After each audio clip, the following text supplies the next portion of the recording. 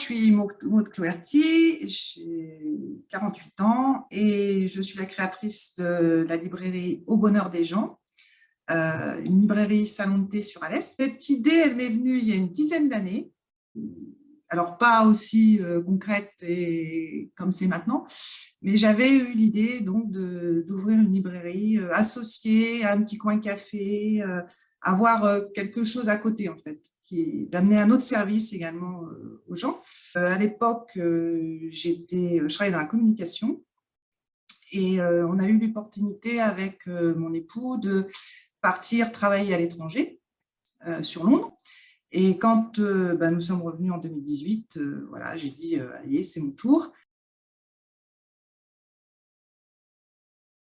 J'ai commencé à vouloir mettre ça en place en décembre 2019 et je me suis formée avec beaucoup de conseils en mars 2020. Et avec l'idée d'ouvrir cette librairie en juin 2020, évidemment, parce que comme je ne fais jamais rien à moitié, je me dis, bon, voilà, ça va être facile. Et puis, pas du tout.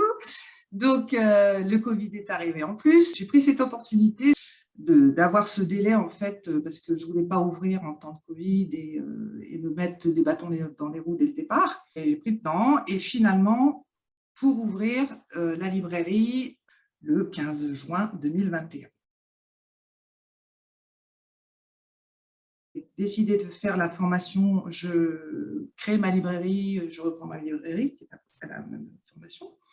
Franchement, je me suis rendu compte que voilà, on était vraiment avec des gens du métier, on pouvait échanger, ils étaient en place, donc du coup, il y a des questions qui viennent, qui nous importent parce que on n'est pas du métier, donc du coup, il y en a plein de questions qu'on a envie de poser. Et ils sont là, et c'est bienveillant, et du coup, je me suis sentie vraiment à l'aise.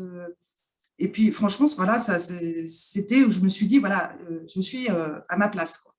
Et là, il y a tout un suivi derrière qui nous aide à faire notre business plan, qui nous aide à faire des études de marché, etc. Et donc, bon, c'est vrai que moi, le plus plupart du temps, j'étais en relation avec Michel Dezor.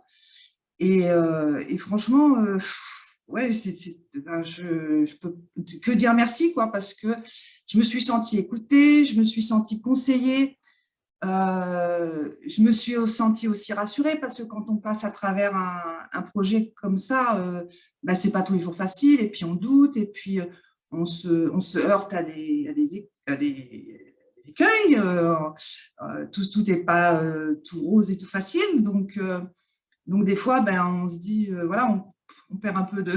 on se dit, bon, est-ce que j'ai bien fait? Et en fin de compte, voilà, et on nous rebooste et on a des questions, ils ont les réponses. Et du coup, voilà, franchement, je me suis sentie soutenue, mais tout du long.